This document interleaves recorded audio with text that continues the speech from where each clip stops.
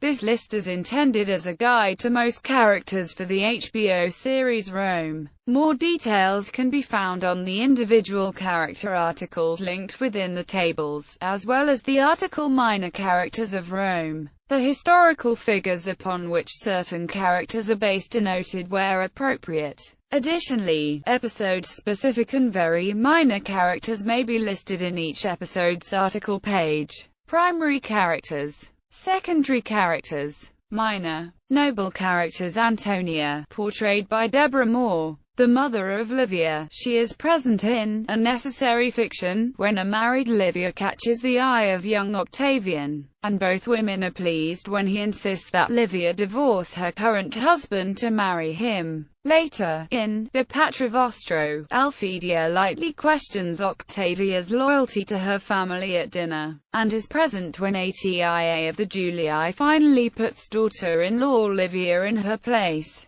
Caesarion, seen in the last few minutes of the episode. Caesarion, as a newborn baby, he is the son of Julius Caesar and Cleopatra. The storyline implies that Caesarion is actually the son of Titus Pullo. The character returns as a young boy in the episode, Son of Hades, in which Cleopatra asks Mark Antony to declare him Caesar's son. Max Baldry assumes the role in Deus Impedisceris Oratori Nullus, in which Caesarion befriends Lucius Vorenus, who is serving Mark Antony in Egypt. Caesarion asks the soldier about his father. He of course means Julius Caesar, but Vorenus' answers seem to hint that he believes Pullo to be the boy's father. In the series finale, De Patra Vostro, it is made clear that both Pullo and Vorenus believed this to be true, and Cleopatra herself later confirms that Pullo is the father.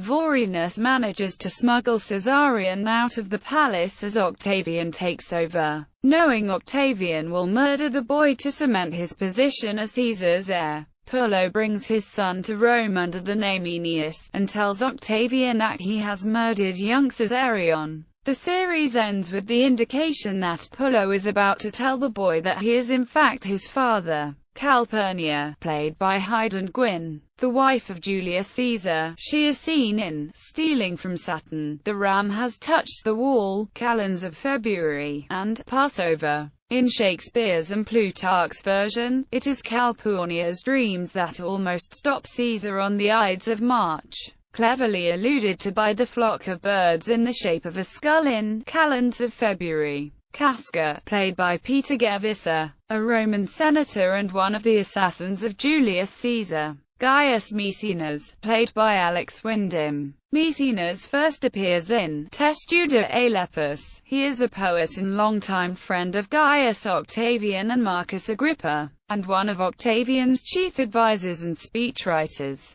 Maecenas is cheerfully corrupt, at one point conspiring with Posca to steal a portion of Herod's bribe to Mark Antony. He frequently indulges in orgies and narcotics, attends to a cadre of spies, keeps pleasure slaves of both sexes, and shows no hesitance when faced with moral quandaries. Glabius, played by Roberto Purvis, the now-deceased ex-husband of Octavia of the Julii, divorced by Atia's force of will, still loved by Octavia, and therefore killed by Timon on Atia's orders. He is seen in The Stolen Eagle, How Titus Pullo Brought Down the Republic, An Owl in a Thorn Bush, and Stealing from Saturn. Historically, Octavia Minor was 6 years older than her brother Gaius Octavian, and from c. 54 to 40 BC was the wife of Gaius Claudius Marcellus Minor. Therefore she would have been in his household, not that of the Julii, Octavia, until his death in 40 and her remarriage to Mark Antony. Marcellus has been replaced by the fictional Glabius.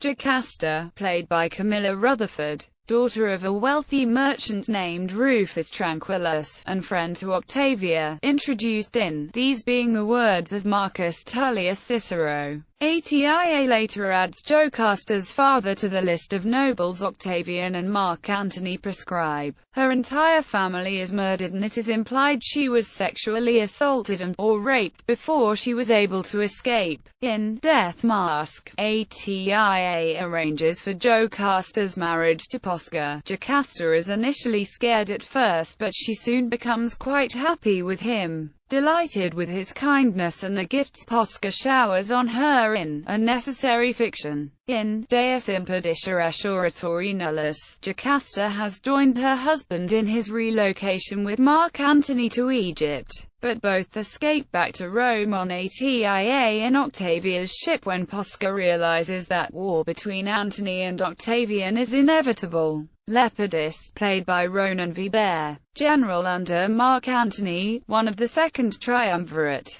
He is given Africa when the Republic is divided amongst the Triumvirs, and later falls out of prominence as his territories are annexed first by Mark Antony and later Octavian. The historical Lepidus initially intended to contest Octavian's claim to dominance, but was talked out of it, to his benefit, as he died of old age much later, having been unmolested during the transition from Republic to Empire. Livia, played by Alice Henley, young wife of Octavian, introduced in Unnecessary Fiction, married to another man, Claudius Nero. Livia catches the eye of Octavian. She and her mother Alphedia are pleased when he insists that Livia divorce her current husband to marry him. Later Octavian explains that he has rough sexual tastes. In Deus Impedisceris Oratori Nullis, Livia actively participates in mutually sadomasochistic sex with him. Despite her outward behavior of being slightly dim, she is in private moments as politically astute as Octavian. In De Patra Vostro, Octavian's mother Attia of the Julii puts social climber Livia in her place.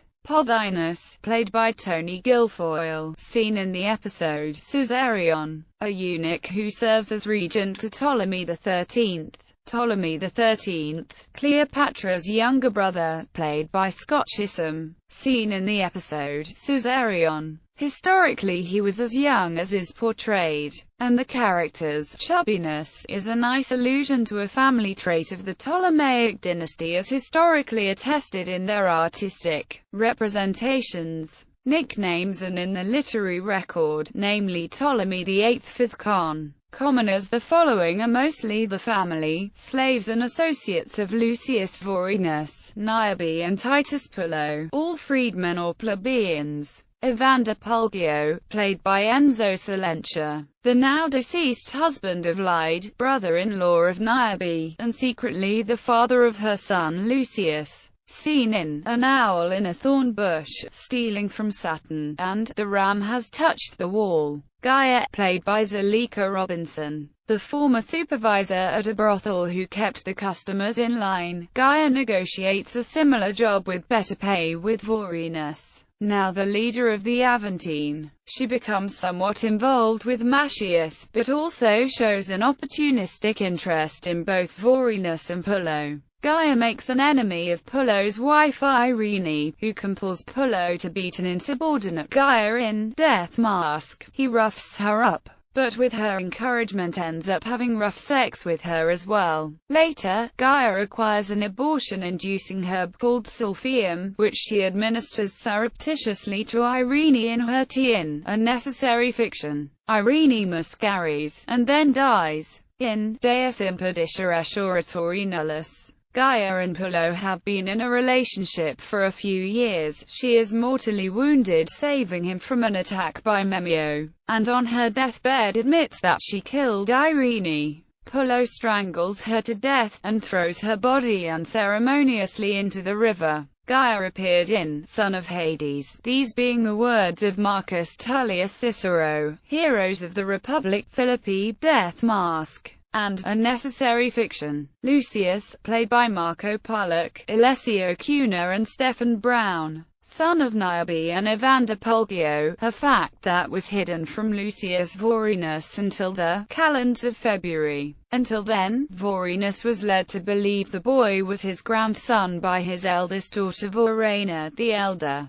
Vorenus accepts the child in later episodes, happily embracing him after he believed his children were dead. Appears in How Titus Pullo Brought Down the Republic, An Owl in a Thorn Bush, Stealing from Saturn, The Ram Has Touched the Wall, Egeria, Utica, and Calends of February. Lyde, played by Esther Hall, sister of Niobe, widow of Evander Pullo, and business partner with the Vorenus family in a very profitable joint venture butcher shop. In Season 2, she is captured and enslaved along with Niobe's children, but escapes and manages to return to Rome and tell Pullo what happened. While Vorenus and Pullo liberate the children, Lyde takes holy vows. When Lorena the Elder tries to run away, Lyde berates her and convinces her to give Vorenus another chance, even if that chance is only for the safe and relatively affluent life he offers. Seen in An Owl in a Thorn Bush, Stealing from Saturn, The Ram Has Touched the Wall, Egeria, Pharsalus, and Utica. Macius, played by Michael Nardone, an old comrade of Pullo and Vorenus. He comes to the Aventine Inn, son of Hades, seeking work under Vorenus as his third-in-command behind Pullo. He first appears in The Spoils, and later returns in Son of Hades, these being the words of Marcus Tullius Cicero, Testudere Lepus, and Heroes of the Republic. Rubio, played by Alessio Di Cesare, David Quincy, a slave brought back from Gaul by Vorenus. He falls ill and is taken to Niobe for care. He appears in episodes The Stolen Eagle, How Titus Pullo Brought Down the Republic, The Ram Has Touched the Wall, and Egeria, as well as Utica, Triumph, The Spoils, and Calends of February. Lorena the Elder, played by Coral Amiga. She is the first daughter of Lucius Vorenus and Niobe. Lorena is the feminine form for names in the Vorna family. She is somewhat impulsive and, like her father Lucius Vorenus, has a bitter, unforgiving nature. In Season 2, she grows to hate her father for her mother's suicide and her own temporary enslavement. Her aunt Lyde convinces her to remain with her father for the sake of Lorena the Younger and Lucius, but the elder eventually betrays Vorenus to his rivals, prompting him to join Antony and flee to Egypt. Embittered against men in general, Lorena the Elder eventually takes holy vows at the temple where Lyde serves and reconciled with her father as he lies on his deathbed. Seen in How Titus Pullo Brought Down the Republic, An Owl in a Thorn Bush, Stealing from Saturn, The Ram Has Touched the Wall, Egeria, Utica, Triumph, and Calends of February. Lorena the Younger, played by Anna Fausta Primiano, Valerie USAI. She is the second daughter of Lucius Vorenus and Niobe. During the entire run of the series, she only utters sounds thrice. Initially, at the beginning of Egeria, when she makes a yelping noise whilst playing hide-and-seek with the family's young Gaulish slave, then twice in Heroes of the Republic. First she catches Lorena the Elder's attention while riding in the back of a wagon by saying, "Sister," and later excitedly exclaims, "Lyde," upon seeing her aunt for the first time after her rescue from slavery. At the end of the series, she is credited by Pullo for all but running the Collegium Tavern. Pullo says she has the glare of Medusa. Seen in How Titus Pullo Brought Down the Republic, An Owl in a Thorn Bush, Stealing from Saturn, The Ram Has Touched the Wall, Egeria, Utica, and Triumph. Other Charmian, played by Catherine Hunter, is Cleopatra's dedicated slave and advisor. Irenee, played by Suzanne Bertish, is Servilia's body slave. Herod, played by Renee Zaga, is the Prince of Judea and Tetrarch of Galilee. Levi and Timon planned to assassinate him during the marriage festivities of Mark Antony and Octavia. However, the two brothers have a falling out in which Levi is mortally wounded with his own knife by Timon and the attempt is never made.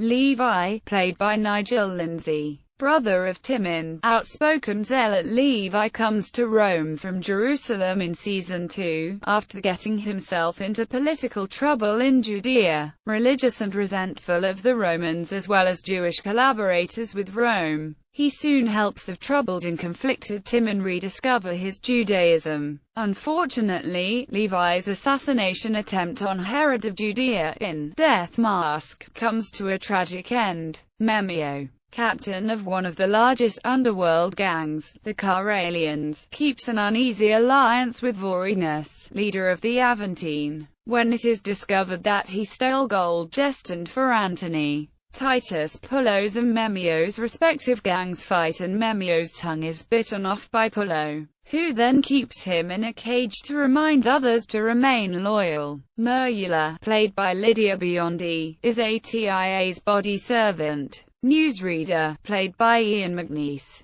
appears in almost every episode. The closest Rome comes to a narrator, and the mouthpiece for pieces of plot exposition not fully explained. The Newsreader announces daily the pronouncements of the Senate, public service announcements, business advertisements, and the current events of the Republic to the people in the forum. He often uses dramatic gesticulations when using names of important Romans, like Gaius Julius Caesar. All these pronouncements would also, as portrayed in the series, be publicly displayed later in written form on the Senate House door. For the literate few, the role is a more or less attested one in ancient Greek and Roman society, as there was never any public gallery in the building where the government met and much of the population was illiterate. The Latin word for newsreader is praeco, and in many old translations is translated as herald. Omnipa, played by Rocky Marshall, works for Memio of the Caralians, romances Vorena the elder, daughter of Vorenus, with questionable intentions.